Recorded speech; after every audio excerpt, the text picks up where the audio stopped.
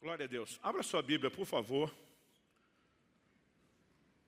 Em Filipenses, no capítulo 1 e no versículo 6.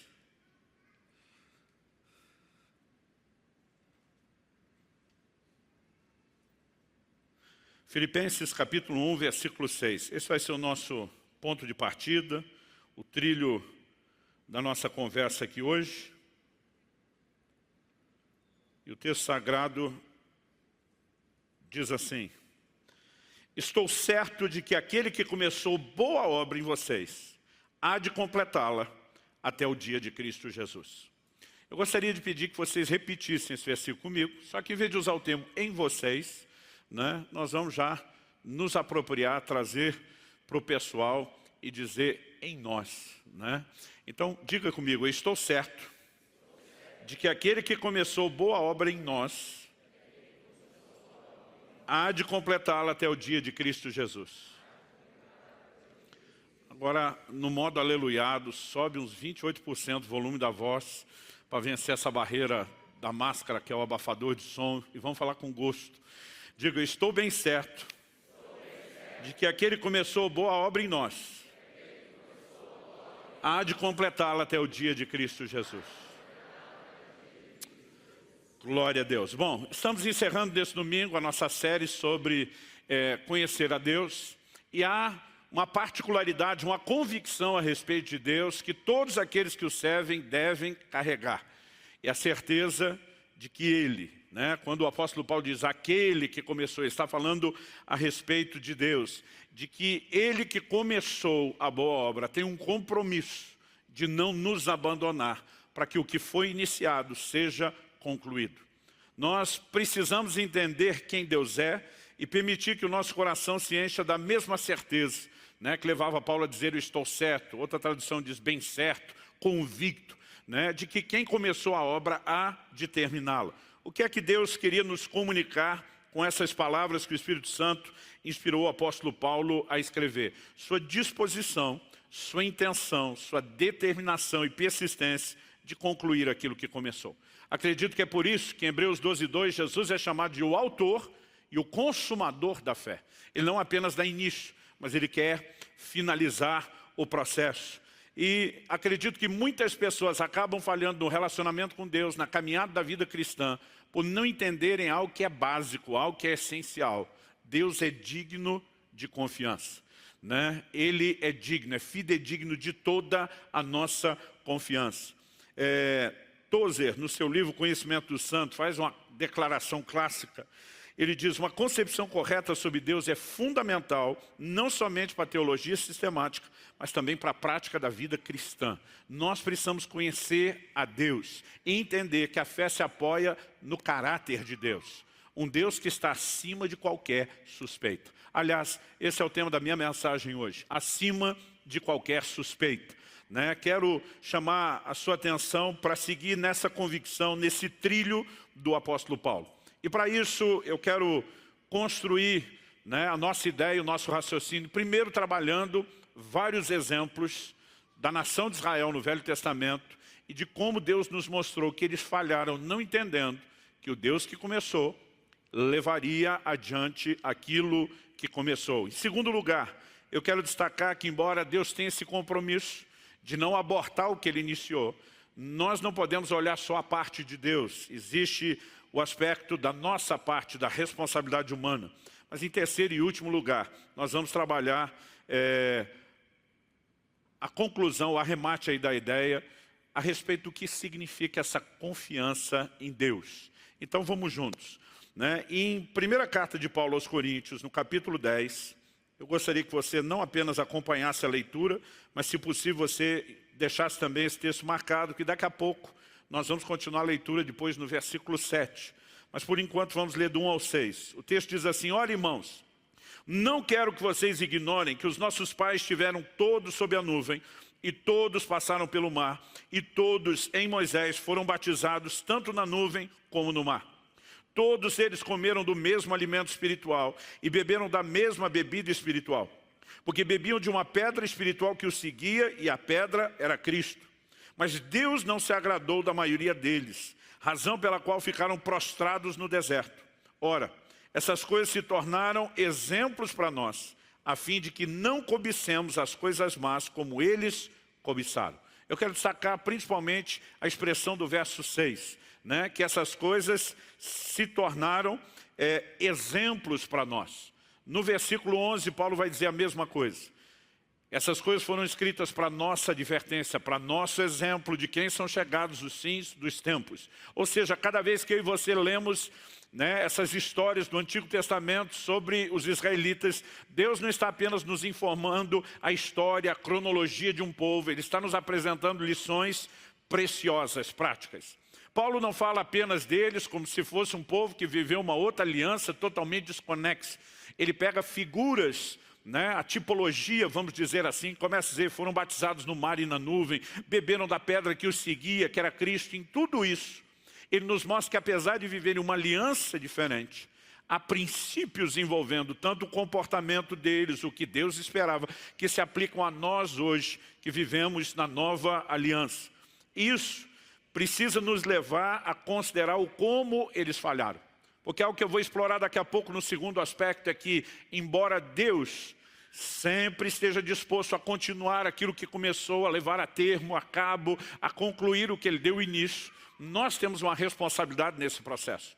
Em algum momento, porque realmente falharam tanto, a Bíblia diz, Deus não se agradou da maioria deles, razão pela qual ficaram prostrados no deserto. Então nós podemos ter certeza de que desde que não falhemos com Deus, né, nós não vamos experimentar nenhum tipo de interrupção no processo. Nós não apenas podemos, mas nós precisamos confiar num Deus que tem o compromisso de, assim como começou, a boa obra em nós, de concluí-la. Em nome de Jesus, amém?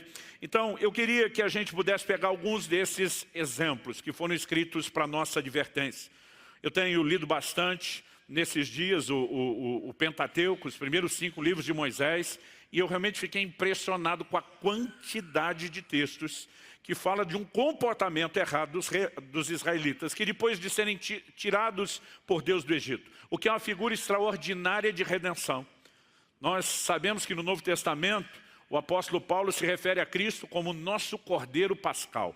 Nós sabemos que há figuras muito claras na saída deles do Egito. É uma das maiores figuras de redenção que nós encontramos no Velho Testamento. Mas depois de serem salvos por Deus, falando na tipologia, o tempo todo eles acreditavam que Deus só os havia tirado do Egito para abandoná-los depois.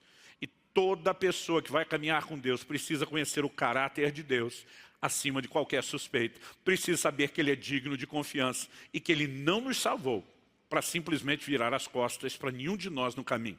Ele não nos salvou para depois nos abandonar no meio do processo. Mas vamos ver alguns desses erros. Em Êxodo, no capítulo 14, dos versículos 10 a 14, logo depois deles saírem do Egito, de terem visto Deus manifestar o seu poder com mão forte, como diz a Escritura, com sinais, milagres, maravilhas, as 10 pragas sobre o Egito, tudo aquilo que Deus tinha feito.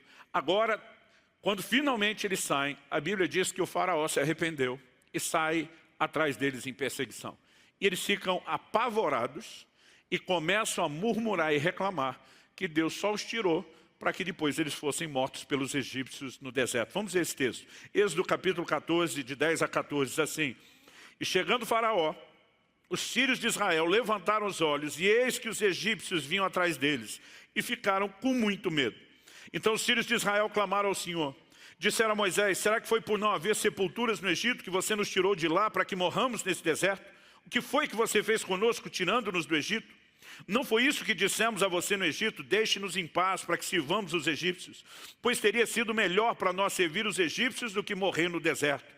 Moisés, porém, respondeu ao povo: não tenham medo, fiquem firmes e vejam o livramento que o Senhor lhes fará no dia de hoje, porque vocês nunca mais verão esses egípcios que hoje estão vendo. O Senhor lutará por vocês, fiquem calmos. A diferença de perspectiva é enorme, né? Moisés está olhando e dizendo: Deus não fez tudo o que fez até agora para simplesmente virar as costas e nos abandonar. Ele continua conosco, Ele vai continuar o que começou. Ele tem promessas para nós, Ele vai nos levar a uma terra de abundância, a um lugar que mana leite e mel. Moisés entende quem é o Deus que ele está servindo e entende que não haverá interrupção no processo. Mas o povo começa a dizer, não, ele fez isso tudo só para nos abandonar depois. E muitas vezes, quando olhamos os relatos das Escrituras, nós vamos perceber que a classificação, né, de tudo isso que eles fizeram de forma recorrente. Eu vou ler apenas 3 exemplos aqui, mais adiante, num outro ponto, num outro argumento, um quarto, mas é impressionante o como a Bíblia menciona esse comportamento. Posteriormente, quando a Bíblia menciona que eles partem de Elim, um lugar onde permaneceram acampados, eles reclamaram que Deus os abandonou para fazê-los morrer de fome no deserto. É o momento quando finalmente Deus passa a enviar o maná, aquela provisão diária de alimento. Mas me acompanhe agora, Êxodo 16, versículos 3 e 4. Diz assim, os filhos de Israel disseram a Moisés e Arão, quem nos dera tivéssemos morrido pela mão do Senhor na terra do Egito, quando estávamos sentados junto às panelas de carne e comíamos pão à vontade. Pois vocês nos trouxeram esse deserto a fim de matarem de fome toda essa multidão. Então o Senhor disse a Moisés, eis que farei chover do céu pão para vocês, e o povo sairá e recolherá diariamente a porção para cada dia. Eu os porei à prova para ver se andam na minha lei ou não. A partir desse momento, a provisão diária do maná se manifesta. Mas a expectativa deles não era de, se Deus nos tirou de lá, Ele vai prover os recursos necessários, era simplesmente, não, Ele nos tirou de lá para nos abandonar no deserto e agora matar de fome. Se não matou pelo exército de Faraó, ele quer matar a gente de fome. Pastor, mas dessa vez aprenderam a lição? Também não. Quando você olha Êxodo capítulo 17, um pouquinho depois, eles fizeram o mesmo quando chegam num lugar chamado Refidim e descobrem que não havia água. Eles acabam concluindo que o Senhor não estava mais com eles. Olha o que diz o texto sagrado, Êxodo 17, de 2 a 7. Então o povo discutiu com Moisés e disse, dê-nos água para beber. Moisés respondeu, por que vocês estão discutindo comigo? Porque estão tentando o Senhor. Mas ali o povo estava com sede de água e murmurou contra Moisés, dizendo, por que você nos tirou do Egito para nos matar de sede? A nós, nossos filhos, aos nossos rebanhos. Então Moisés clamou ao Senhor, que farei com esse povo? Daqui a pouco vão me apedrejar. O Senhor respondeu, passe adiante do povo, leve com você alguns dos anciãos de Israel, leve também o bordão com que você feriu o rio Nilo e siga em frente. Eis que estarei ali diante de você sob a rocha em Horebe. Bata na rocha e dela sairá água, e o povo beberá. Moisés assim o fez na presença dos anciãos de Israel, e chamou o nome daquele lugar Massá e Meribá. Os nomes significam contenda e murmuração, por causa da discussão dos filhos de Israel, e porque tentaram o Senhor dizendo, está o Senhor no meio de nós ou não? Olha que o argumento é sempre o mesmo. Deus nos tirou do Egito para que Faraó, seu exército, nos mate. Não morreram pelo ataque do inimigo. Deus nos tirou do Egito para nos matar de fome. Não, o Senhor mandou provisão. Deus nos tirou do Egito para nos matar de sede. Agora Deus faz um outro milagre provendo água. Mas o tempo todo a mentalidade é, Ele não tem nenhum compromisso em continuar o que começou. E a conclusão que eles chegam é, está o Senhor no meio de nós ou não? Né? Como quem diz, Ele nos abandonou, Ele não está mais conosco, Ele deixou de nos acompanhar, Ele deixou de ter olhos, atenção e cuidado para cada um de nós. Todos esses exemplos, eles nos mostram que na verdade Deus não queria dar apenas informação, mas ênfase. Eu sempre digo isso aqui, quando você começa a encontrar um volume muito grande de declarações bíblicas a respeito de algo, nós passamos do nível informação para o nível ênfase. Deus está tentando chamar a minha e a sua atenção. Por quê? Esses exemplos são escritos para nossa advertência. Que ninguém se engane. É possível que eu e você, diante de dificuldades que surgem, a gente esqueça tudo que Deus fez desde a conversão. A gente começa a acreditar que Ele deixou de estar conosco. A gente passe a acreditar na mentira, no engano, na sugestão maligna ou mesmo circunstancial de que Deus não tem um compromisso de continuar o que começou. Mas isso não é verdade. Eu e você precisamos entender e chegar no mesmo nível de convicção de Paulo e dizer, eu estou certo de que aquele que começou em mim a boa obra há de completá-la até o dia de Cristo Jesus. Então nós precisamos de fato perceber que Deus só está chamando a nossa atenção e trazendo a advertência porque eu e você corremos o risco de incorrer no mesmo erro.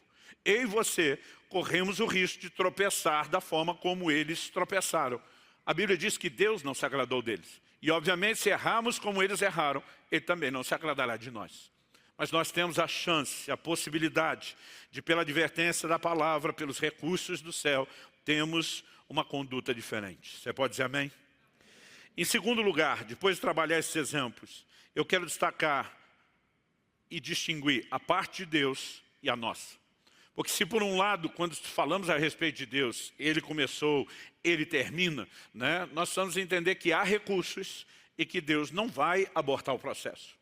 Agora, se deixarmos de falar da nossa parte, nós vamos apresentar um quadro incompleto. Porque a mesma Bíblia que está dizendo que o Deus começou, vai terminar, fala de uma nação que pereceu no deserto, que não entrou na terra prometida, né? E a Bíblia diz, porque Deus não se agradou deles. Então, se nós não entendemos a nossa responsabilidade, se nós não entendemos a nossa parte no processo, talvez falte o equilíbrio. Não adianta falar da nossa e ignorar a parte de Deus. Não adianta apresentar só a de Deus e ignorar a nossa. Então, algo que nós precisamos perceber, enxergar com clareza, é essa distinção entre a parte divina e humana no processo. O que é a provisão que Deus libera e o que é a nossa responsabilidade. E tem uma declaração de Paulo no Novo Testamento, que eu acredito que nos ilustra bem isso. 1 Tessalonicenses, capítulo 5, vamos ler aí dos versículos 22 a 24. Ele começa dizendo assim, abstenham-se de toda forma de mal. Depois ele diz, o mesmo Deus da paz os santifique em tudo, e que o espírito, a alma e o corpo de vocês sejam conservados íntegros e irrepreensíveis na vinda de nosso Senhor Jesus Cristo. Fiel é aquele que o chama, o qual também o fará. Eu gosto dessa declaração. Se não for pedir muito, repita comigo, diga, fiel é quem nos chama, o qual também fará. O mesmo Deus que nos chamou a servi-lo, nos chamou a esse processo, não vai deixar de fazer a parte dele. Só que antes de Paulo dizer, o mesmo Deus da paz os santifique em tudo, outras traduções dizem o vosso ser inteiro, espírito, alma e corpo, e está falando de uma ação santificadora que procede de Deus. Ele começa primeiro dizendo no verso 22, abstenham-se de toda forma de mal. Aqui está falando da nossa responsabilidade. E ele diz, você faz a sua parte com a certeza de que Deus fará parte dele no processo também. Eu acredito que isso nos ajuda a ter uma visão completa de que santificação envolve tanto provisão divina, os recursos do céu que nos são disponibilizados, quanto a responsabilidade humana. O fato de Deus não falhar na parte dele não significa que nós não possamos, né, falhar na nossa. E é por isso que precisamos dessas advertências. É por isso que precisamos de toda a orientação bíblica. Então vamos voltar no texto de 1 Coríntios 10. A gente leu do versículo 1 até o 6. Eu falei que a gente ia continuar no versículo 7. Pois bem, agora é a hora de voltarmos e continuar. Ele segue dizendo, não sejam idólatras, como alguns deles foram. Conforme está escrito, o povo assentou-se para comer, beber e levantou-se para se divertir. E não pratiquemos imoralidade, como alguns deles o fizeram, e caíram mortos num só dia 23 mil. Não ponhamos Cristo à prova, como alguns deles fizeram, e foram mortos pelas serpentes. Não fiquem murmurando, como alguns deles murmuraram, e foram destruídos pelo exterminador. Essas coisas aconteceram com eles para servir de exemplo. Foram escritas como advertência a nós, para quem o fim dos tempos tem chegado. Por isso, e aqui nós temos uma expressão de ligação, né, que relaciona uma coisa com a outra. Por isso, aquele que pensa estar em pé, veja que não caia. Todo o texto, ele está dizendo, não sejam idólatras, não pratiquem imoralidade, não ponha Cristo à prova, não fique murmurando. Ele diz, tudo isso é advertência. Então, por isso, aquele que está em pé, cuide para que não caia. Responsabilidade humana. Mas é só isso? Não. Verso 13. Ele diz, não sobreveio a vocês nenhuma tentação que não fosse humana, mas Deus é fiel. Vamos falar isso junto? Diga, Deus é fiel. De boca cheia, com gosto e vontade. De novo, vamos lá, Deus é fiel. O texto diz assim, mas Deus é fiel e não permitirá que vocês sejam tentados além do que podem suportar. Pelo contrário, juntamente com a tentação proverá livramento, para que vocês a possam suportar. De novo, a declaração da fidelidade de Deus, ela vem dentro de um contexto. Um contexto de um Deus que não nos abandona. O contexto de um Deus que continua cuidando de mim e de você depois da salvação. Que quer levar a desenvolvimento aquilo que Ele começou. E aqui, acredito que eu e você precisamos compreender algo. Porque eu sempre declaro que um entendimento errado nos levam à fé errada, e a fé errada acaba nos levando ao lugar, ao destino, ao resultado errado. Mas o entendimento correto nos leva a uma fé correta, que por sua vez nos leva ao destino ou ao resultado correto. O que é que eu e você precisamos entender? Algumas pessoas olham para as tentações, todos esses pecados que devemos evitar, que ele vai falando aqui, murmuração, né, imoralidade, colocar Cristo à prova, idolatria e tudo aquilo que se caracteriza como uma quebra dos mandamentos de Deus. Alguns crentes olham para isso quase como se fosse uma coisa impossível de ser praticada. Tipo assim, não vai rolar. Em algum momento nós vamos rodar e vamos ter que só viver e conviver pedindo perdão a Deus. Porque eles acreditam que a tentação é algo sobrenatural. É tão maligna, é tão diabólica, é tão infernal que eles acabam acreditando que é imparável. E quem acredita nisso, que não é a crença que a palavra de Deus está procurando gerar no nosso coração, ele não vai conseguir vencer. O que é que a Bíblia diz? Não vos sobreveio tentação que não fosse humana. Ponto de partida, a tentação é natural, é algo humano, não é sobrenatural. Ah, pastor, mas a Bíblia chama o diabo de tentador. Sim, a mesma Bíblia diz lá em Tiago capítulo 1, cada um é tentado quando atraído e enganado pelo seu próprio desejo. Então, onde é que entra o papel do diabo como tentador? Eu gosto de brincar que ele bota o cardápio debaixo do nariz da gente para provocar o nosso desejo. A única coisa que ele faz é provocar um desejo que é natural. Ele é um ser sobrenatural, mas ele não coloca um desejo sobrenatural em nós. Ele só provoca um desejo natural. A tentação é humana. Deixe-me dizer para você o que é sobrenatural. Sobrenatural é o livramento. A Bíblia diz, Deus é fiel. Não vai permitir que vocês sejam tentados além da capacidade de resistir. Então está mostrando que a tentação está no nível natural. Mas Deus não nos deixa para lutar com ela só de forma natural. A Bíblia diz, Ele vai prover o escape. Ele vai prover o livramento. Então se tem algo sobrenatural nessa história, é o recurso do céu, é o socorro divino, é o livramento que nos é disponibilizado. Porque o Deus que nos tirou lá do Egito, que vem nesse processo, perdoando pecados, transformando, nos levando ao novo nascimento, não vai nos abandonar no meio do processo para que o pecado nos engula de novo. Nós precisamos ter a mentalidade que aquele que começou em nós a boa obra há de completá-la até o dia de Cristo Jesus. Ele vai seguir disponibilizando recursos sobrenaturais, provisão. Agora, isso não rouba de mim e de você a responsabilidade de usar os recursos. Quem está em pé que tem que tomar o cuidado para que não caia. Somos nós que precisamos nos apropriar do escape. Então, essas afirmações, uma hora dizer, você tem que tomar o cuidado, a outra, que Deus provê livramento, elas não são contraditórias, elas se complementam. Elas mostram os dois lados da moeda, por assim dizer. Mas algo que nós precisamos, de fato, compreender, né, por meio da Escritura, é que se nós estamos fazendo a nossa parte, e dependendo daquilo que Deus decidiu não interromper, não há motivos para acreditar que o processo possa ser abortado. O apóstolo Paulo falava dessas duas questões quando falava de si mesmo. Em segunda carta de Paulo a Timóteo, no capítulo 1, no versículo 12, por exemplo, o apóstolo Paulo diz, e por isso estou sofrendo essas coisas, mas não me envergonho, porque eu sei em quem tenho crido. E estou certo de que Ele é poderoso para guardar aquilo que me foi confiado até aquele dia. Uma outra tradução diz, eu sei em quem tenho crido e estou bem certo de que Ele é poderoso para guardar o meu tesouro, o meu depósito até aquele dia. Meu querido, essa convicção precisa ser parte da minha e da sua vida. Eu estou certo de que aquele que começou a boa obra há de terminar. Eu estou certo de que Ele é poderoso para guardar o tesouro. O que Paulo está dizendo é, Deus não vai mudar de ideia da noite para o dia. Ele não sofre de bipolaridade. Ele não tem um problema, né, de numa manhã acordar, olhar para mim e para você, dizer, estou sentindo amor por esse povo, vou salvá-lo. Mas no outro dia acordar, como diz a moçada hoje em dia, dizendo, hoje é dia de maldade, vamos azarar e abandonar esses crentes. Nós precisamos entender o caráter constante, imutável de Deus. Ele é digno de confiança, Ele está acima de qualquer suspeita.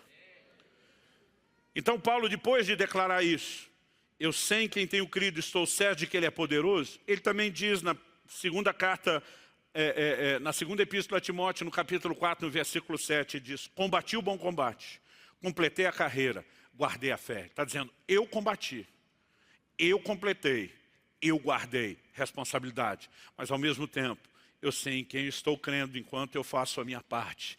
E Ele é poderoso para guardar o meu tesouro, aquilo que me foi confiado, o meu depósito. Quem está entendendo, diga amém. Bom, apresentando, depois desses exemplos, a visão da parte de Deus e da nossa, eu quero em terceiro e último lugar, trabalhar um pouquinho com você o que significa confiar em Deus. E eu quero começar esse terceiro e último ponto, lendo Hebreus capítulo 3, do versículo 12 até o 14. A fé ou confiança, chame como você quiser, é um ingrediente necessário para que a gente nunca se afaste do Senhor. A fé não é apenas um ingrediente necessário para a aproximação inicial. Ela é um elemento essencial, indispensável para a continuidade daquilo que foi começado. Às vezes as pessoas falam da fé como se fosse necessário só no dia da conversão. Pela graça sois salvos mediante a fé. Eu crio um dia, ponto final, não preciso mais da fé. Errado. A Bíblia diz, o justo viverá da sua fé. Ele não entra apenas pela porta da salvação com a fé. Ele vive da sua fé. Quem está entendendo, diga amém. Romanos 1,17 diz que a justiça de Deus se revela no Evangelho de fé em fé. É fé, e é cada vez mais fé, e é fé progressiva, e é fé maior. Nós precisamos permanecer andando em fé.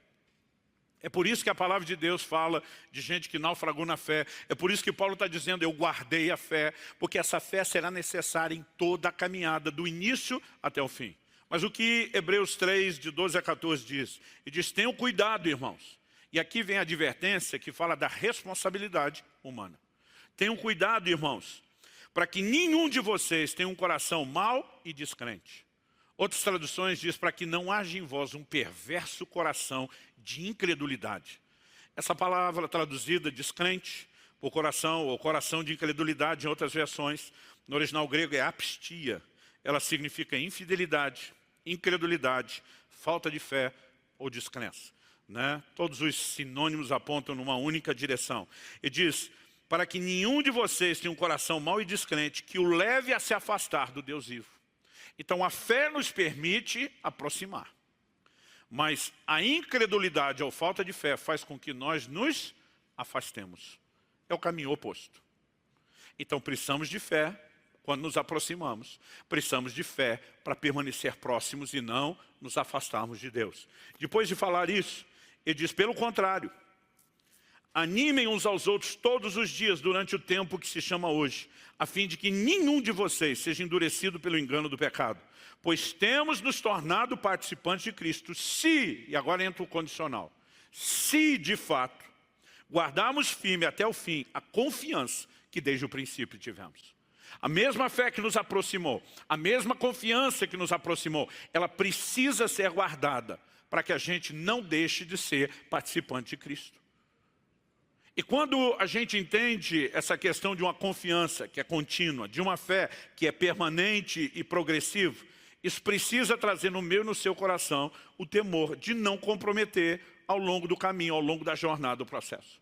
Eu mencionei, quando Paulo fala de gente naufragando na fé, né? Quando a Bíblia fala de gente perdendo a fé, é porque é possível que isso aconteça. Evitável, porém possível. Então, nós precisamos levar em consideração e aprender algumas coisas, em especial, com esses exemplos numerosos, abundantes que a Bíblia traz a respeito do erro dos israelitas. Em Deuteronômio, no capítulo 1, do verso 26 a 32, se você puder, eu quero que você me acompanhe nesse texto. A palavra Deuteronômio significa segunda lei, ou repetição da lei. Né? Embora seja o 5º livro de Moisés, ele traz uma espécie de highlights, os melhores e piores momentos, aqueles que merecem destaque da nação de Israel, e a repetição de mandamentos principais. Logo no início do livro, Deuteronômio 1, de 26 a 32, a gente vê algo a respeito das atitudes israelitas. Ele diz, porém vocês não quiseram ir. Está falando do momento que era para eles terem entrado na terra prometida, lutado por ela, tomado posse dela.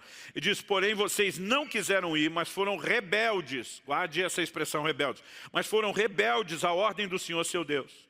Ficaram murmurando, guarde essa palavra também, murmurando. Ficaram murmurando em suas tendas e disseram, o Senhor está com ódio de nós. É por isso que nos tirou da terra do Egito para nos entregar nas mãos dos amorreus e nos destruir. Para onde iremos? Nossos irmãos nos deixaram com medo, dizendo: aquele povo é maior e mais alto do que nós. As cidades são grandes e fortificadas até o céu. Também vimos ali os filhos dos Anaquins, que eram gigantes. Então eu lhes disse: não fiquem apavorados, nem tenham medo deles. O Senhor, o seu Deus, que vai adiante de vocês, Ele lutará por vocês, segundo tudo o que viram que Ele fez conosco no Egito e também no deserto, onde vocês viram que o Senhor, seu Deus, os levou como um homem leva o seu filho por todo o caminho pelo qual vocês andaram até chegar a esse lugar. Mas nem assim vocês creram no Senhor seu Deus, que foi adiante de vocês por todo o caminho, para procurar o lugar onde deveriam acampar. De noite estava no fogo para mostrar o caminho onde vocês deveriam andar, e de dia estava na nuvem. Olha o que Moisés está dizendo. De novo, o povo está lá reclamando, né? Primeiro, o Senhor os tirou do Egito para morrer na mão dos egípcios. Depois o Senhor os tirou do Egito para morrer de fome. Depois o Senhor os tirou do Egito para morrer de sede. Agora que estão no limiar da terra prometida, não, é para morrer pela mão dos cananeus. E Moisés está dizendo: para lembrar tudo que Deus fez por vocês. Ele está dizendo: o que é que vocês estão pensando a respeito de Deus? E há momentos onde eu e você precisamos lembrar as ações e as intervenções de Deus na nossa vida. Jeremias diz: quero trazer à memória aquilo que me dá esperança. Eu me lembro de um dia que eu estava desanimado que só. E encontrei um irmão desses conversador, animado, enviado por Deus, porque ele não me deixava quieto. Era o dia que eu não queria conversa. Ele falou: pastor, eu vi uma história uma vez que o senhor teve um testemunho assim, assim, assado. É verdade? Eu falei: é verdade. Ele falou: o senhor pode me contar os detalhes? E eu contei. Depois ele disse: eu ouvi também uma outra história sobre isso. É verdade ou é lenda urbana? Eu falei: não, é verdade. Só esse detalhezinho aqui que está um pouco diferente, mas foi assim, assado. Esse cara foi me provocando. E eu começo a falar das coisas que Deus fez. Daqui a pouco pensa num cara pilhado, aleluiado. Eu começo a lembrar: Deus fez tudo isso. E eu vou achar que agora Ele deixou de estar comigo. Eu vou achar que agora Ele virou as costas para mim. Eu vou achar que agora Ele esqueceu de mim. Meu querido, nós precisamos carregar no coração a certeza: aquele que começou em nós a boa obra vai terminá-la. Ele não nos tirou do mundo e do pecado para virar as costas para nós depois. Ele não iniciou e fez coisas extraordinárias na minha e na sua vida para simplesmente deixar de estar presente conosco. Agora, a diferença entre a visão do povo e a de Moisés é enorme. Ele está lá o tempo todo dizendo: não fiquem apavorados, não tenham medo deles, o Senhor vai adiante de vocês. O problema é que eles decidiram ouvir a voz errada. Deus tinha feito promessas. Moisés está lá dizendo: não, gente, o que Deus falou é sério. Você tem o Josué e Caleb dizendo: e daí que na terra de Canaã tem gigante, e daí que estão em cidades fortificadas. Os caras estão dizendo: o Senhor é conosco, ausentou-se deles a sua segurança, nós vamos comê-los como pão. Agora, eles preferiram dar atenção a uma outra voz. A Bíblia diz: foram rebeldes, não andaram no que Deus estabeleceu. Murmuraram, porque essa reclamação de Deus vira as costas, abandonou, não está comigo, Deus não me ama, não se importa, não é chamado de outra coisa. Agora, a definição por trás da rebeldia e murmuração é de um outro pecado, tem uma outra raiz. Moisés diz: mas nem assim vocês creram no Senhor. Ele está dizendo: o problema de vocês foi incredulidade. Aliás, Hebreus capítulo 3, verso 19 diz: vemos que não puderam entrar na terra prometida por causa da incredulidade. Qual era a incredulidade? Aceitar a sugestão circunstancial, né, ou mesmo maligna, uma seta na mente, de que Deus começou o processo para simplesmente desistir e abandonar, virar as costas depois. Então, construindo isso, vamos tentar entender o que é a confiança. A confiança em Deus, para mim, ela tem basicamente, a gente pode resumir a essência dela em duas atitudes. Primeira, convicção de que Deus não nos abandona. Você pode repetir isso comigo? Diga: convicção de que Deus não nos abandona. Hebreus capítulo 3, verso 5, citando o Velho Testamento, diz: porque Deus disse: de maneira alguma deixarei você, nunca, jamais o abandonarei. Eu não sei você, irmão, eu fico empolgado com esse negócio. De maneira alguma Ele está dizendo: eu vou deixar você, nunca, jamais eu vou abandonar você. Nosso Senhor nos disse isso: eis que estou convosco todos os dias, até a consumação dos séculos. Faça chuva, faça sol, dia de eclipse, Ele diz: eu vou estar lá, estarei ao seu lado. Paulo enfrenta um momento difícil. Ele diz: todos me abandonaram. Ele diz: mas o Senhor esteve ao meu lado e me fortaleceu. A convicção de que Deus está conosco é elemento essencial nessa confiança. Mas em segundo lugar, tem um outro aspecto. É a decisão de não desistir do Senhor. Não só a convicção de que Ele não me abandona, mas a convicção, eu também não vou abandoná-lo por nada. E quando eu olho para Hebreus capítulo 10, e se você puder me acompanhe na leitura dos versos 35 a 39, a Bíblia diz, portanto, não percam a confiança de vocês, porque ela tem grande recompensa. Gente, se não fosse possível perder a fé, se não fosse possível perder a confiança, por que esse volume todo de advertências? Por que é que Deus falaria isso? Na verdade, só para fazer um teatro de que é possível, para criar um senso de responsabilidade onde ela não é necessária. É lógico que é possível perder a confiança, mas a Bíblia está dizendo, não percam, porque ela tem uma grande recompensa. Meu querido, chegará o dia, quando eu e você atravessarmos os portais da glória, que nós vamos olhar para trás, para todo momento difícil. Eu não sei que cara nós vamos fazer. Se vai ser só cara de festa, se em algum momento vai ter uma cara de desdém, mas eu quero olhar para trás e dizer, valeu a pena. É por isso que, como Paulo, eu e você temos que dizer, esquecendo-me das coisas que para trás ficam, eu prossigo para o alvo, eu vou avançando para o prêmio da soberana vocação. Há uma recompensa, um galardão extraordinário e nada, absolutamente nada, vale eu e você colocarmos a nossa confiança em risco. Mas depois de dizer isso, não percam a confiança de vocês, porque ela tem grande recompensa. O autor de Hebreus continua e diz, vocês precisam perseverar. O que é perseverar? É decidir não desistir, é decidir não parar de confiar. E diz, vocês precisam perseverar, para que havendo feito a vontade de Deus, alcancem a promessa. Porque ainda, e agora ele vai citar um texto do livro de Abacuque, porque ainda dentro de pouco tempo, aquele que vem virá e não há de demorar. É uma promessa da vinda de nosso Senhor Jesus. Aí ele continua e diz, mas o meu justo viverá pela fé. O ponto, o argumento que construímos antes, não é fé só para chegar, é fé para permanecer, é fé para terminar essa jornada. O meu justo viverá pela fé. E o autor arremata dizendo, e se retroceder, dele a minha alma não se agradará. Por que Deus não se agradou de Israel e muitos pereceram no deserto? Porque retrocederam na fé e na confiança. Nós, porém, não somos dos que retrocedem para a perdição, verso 39, mas somos da fé para a preservação da alma. Vamos dizer isso junto? Fala, nós não somos dos que retrocedem. Nós somos da fé. Então, a fé tem esse posicionamento de entender que Deus não nos abandona, mas ela tem essa teimosia de dizer, e eu também não abandono Deus. Eu não deixo Deus por nada, por nada. Querido, eu vi no início da minha caminhada com Deus, desde a adolescência, amigos que simplesmente desistiam de Deus. Alguns decepcionados porque Deus não fez o que eles queriam.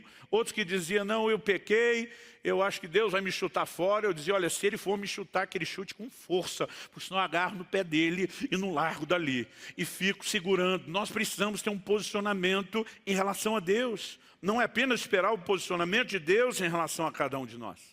Agora, quando nós combinamos essas coisas, a visão de confiança, de um Deus que está acima de qualquer suspeita, de um Deus, né, do qual, mesmo que eu e você não entendamos os processos, aquilo que a gente enfrenta, nós podemos e devemos confiar em Deus. Jesus fala para Pedro naquele dia do lava-pés, o que eu faço? Não entenderás agora, entenderás depois. Meu querido, tem muita coisa da ação de Deus que nós não vamos entender agora. E acho que tem coisas, até se Deus explicasse, a gente não ia entender a explicação. Porque os seus pensamentos são mais altos que os nossos pensamentos, seus caminhos são mais altos que os nossos caminhos, e ainda assim, Ele não vai explicar tudo. Deuteronômio 29, as coisas ocultas pertencem a Deus, as reveladas a nós, nossos filhos para sempre. Deus não prometeu revelar tudo agora. Mas Paulo escreve e diz aos Coríntios que um dia nós conheceremos plenamente, como também somos plenamente conhecidos. Um dia, Jesus está dizendo, o que eu faço você não entende agora, vai entender depois. Um dia vai ter explicação, até que a explicação chegue, eu vou confiar nele. Eu vou dizer, o Senhor está acima de qualquer suspeito. A fé se apoia no caráter de Deus, quem está entendendo, diga amém. Então, não adianta a gente falar sobre conhecer atributos de Deus e não trabalhar na nossa vida cristã um elemento tão essencial. De que Deus é digno de confiança e de que Ele está acima de qualquer suspeita. Essa é a visão que temos, né, que necessitamos ter de Deus. Alguém que está acima de qualquer suspeita. Aliás, foi Ele mesmo quem disse, eu é que sei. Jeremias 29:11. Eu é que sei os pensamentos que tenho acerca de vós. que é que Deus está tentando dizer para os israelitas? Está dizendo, sabe de nada, inocente. Quem sabe sou eu. Eu é que sei. Porque eles estão vivendo um momento difícil. Depois da maior crise de apostasia da história da nação, eles são julgados, são levados para o cativeiro. Muitos deles estão agindo e pensando o quê?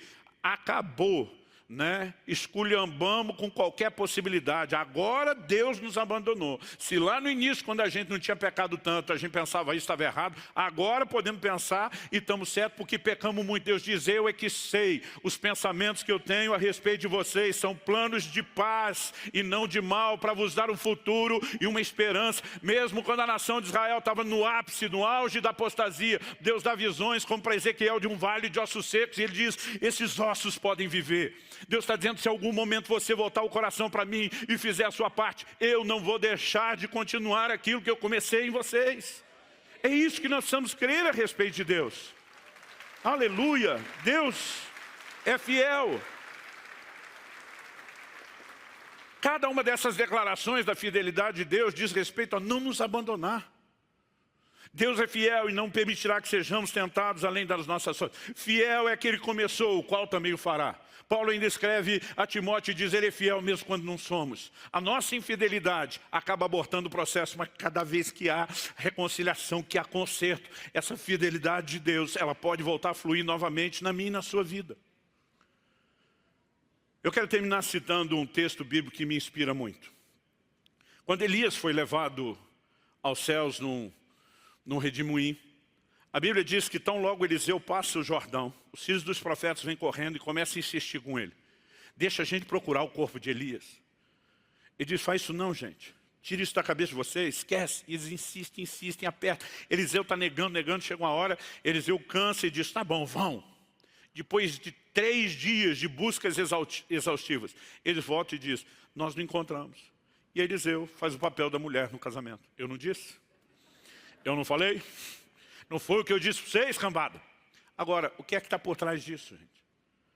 De alguma forma, de alguma maneira, aqueles profetas estavam achando que Deus trataria Elias, feito um copinho de plástico descartável, desse você bebe água e joga fora.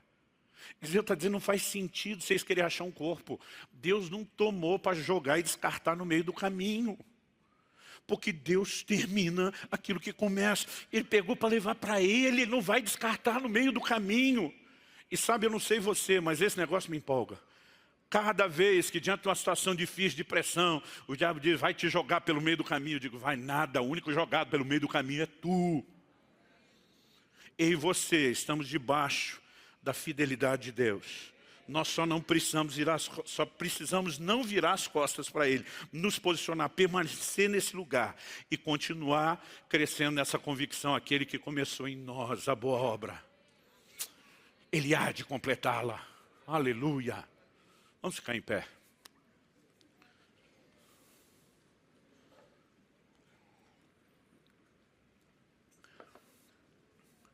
Eu gostaria que nós tirássemos um tempo de oração. Eu não preciso ser profeta e nem ter revelação para saber que muitos, ao longo do caminho, enfrentam situações desanimadoras. Jesus fala sobre gente que recebe a palavra com alegria, mas quando vem as aflições, a perseguição, alguns deles simplesmente não conseguem continuar. A mulher de Jó, depois de tudo que passou, ela simplesmente deduz, por conta das circunstâncias difíceis, que Deus a descartou. E ela meio que diz, quer saber, eu também te descarto. Ela vira para Jó e diz para o seu marido, amaldiçoa seu Deus e morre. Eu amo a declaração de Jó. E diz, eu sei que o meu Redentor vive. E Ele há de se levantar sobre a terra. Ele está dizendo, estou entendendo nada o que está acontecendo, mas não são as circunstâncias que ditam o caráter de Deus. É a minha convicção no caráter de Deus que me faz esperar uma mudança nas circunstâncias. Mas sabe, quando a Bíblia diz, animem uns aos outros, é porque muitas vezes nós vamos lidar com o desânimo das perseguições. Tem hora que a gente tem vontade de perguntar a Deus, cadê você? Onde é que o Senhor está? Em momentos como esse, a gente tem que tomar uma decisão. Escolher perseverar. Escolher seguir acreditando. E sabe, eu sei que muitos de vocês estão aqui nesse auditório, que me acompanham pela internet, ao vivo, ou por meio de uma palavra gravada. Muitos de vocês têm carregado às vezes a dor, o pesar no coração, a vontade de desistir. E eu vim aqui hoje não para te apontar o dedo, nem jogar pedra em você. Eu vim para dizer, não perca a sua confiança. Ela tem uma grande recompensa. Não perca a sua confiança. Ela tem uma grande recompensa. Você precisa perseverar. Eu creio que nessa manhã Deus quer derramar bálsamo e consolo sobre os corações. Deus quer trazer fortalecimento sobrenatural nesse lugar. O Espírito Santo, que é chamado de o Espírito da fé, Ele está movendo nesse lugar. A mesma Bíblia que diz que a fé vem por ouvir a palavra. Ela vai tornar a exposição da palavra mais do que apenas uma dose de encorajamento emocional para você hoje. Tem algo para turbinar a sua fé à disposição aqui. À sua disposição. E eu quero que nesse momento você ore. Que você possa reconhecer e dizer, Deus, embora muitas vezes minha mente, minhas emoções, porque andar em fé é uma batalha, gente. Quando Paulo fala do combate da fé. Tem hora que nós estamos batalhando contra a razão, tem hora que nós estamos batalhando contra as emoções, tem hora que nós estamos batalhando contra as circunstâncias, mas a gente escolhe confiar em Deus. A gente escolhe confiar em Deus. E nessa hora eu quero que você tenha liberdade de falar com Deus, de abrir o seu coração. Talvez você esteja vivendo um momento difícil. Talvez Deus esteja apenas te preparando para um momento difícil que ainda virá. Mas jamais, em momento algum, nós podemos colocar em xeque quem Ele é. Deus está acima de qualquer suspeita. E a fé precisa nos levar a esse entendimento. A mesma Bíblia que diz que Deus é amor e manda eu e você andarmos nesse amor, diz que o amor não suspeita mal. Quando nós estamos nesse nível profundo de fé, imergidos no amor de Deus, nós não vamos suspeitar mal dele. Nós vamos dizer, eu posso não entender a maneira como o Senhor se move, mas eu escolho confiar. Eu gosto de uma frase de Lutero. Ele diz, posso não conhecer bem os seus caminhos, mas conheço e confio no meu guia. E isso basta. Isso é tudo que eu e você precisamos. Fale com Deus, do seu jeito, com as suas palavras. A gente sempre fica em pé para sinalizar que está encerrando, mas eu quero que você tenha liberdade de orar como você se sentir melhor, em pé, sentado, de joelho, em voz alta, em voz baixa, mas não se distrai agora. Há uma provisão sobrenatural. Mesmo para você que nos acompanha à distância, eu quero que você creia nisso. Creia que você será visitado pelo poder e a presença de Deus, do Espírito Santo, aí onde você está nos acompanhando. Enquanto você ora, eu quero inicialmente orar por você, mas você não precisa necessariamente prestar atenção na minha oração, pode fazer a sua. Espírito Santo é contigo e somente contigo. Sopra o teu fôlego de vida nesse lugar. Desperta a fé dos meus irmãos e irmãs.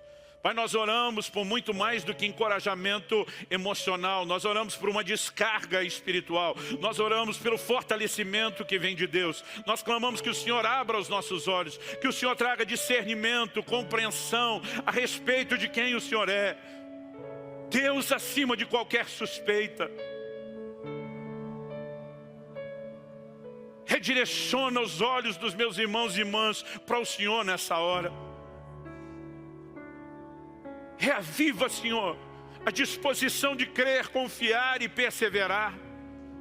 Eu oro que toda seta do inferno caia por terra.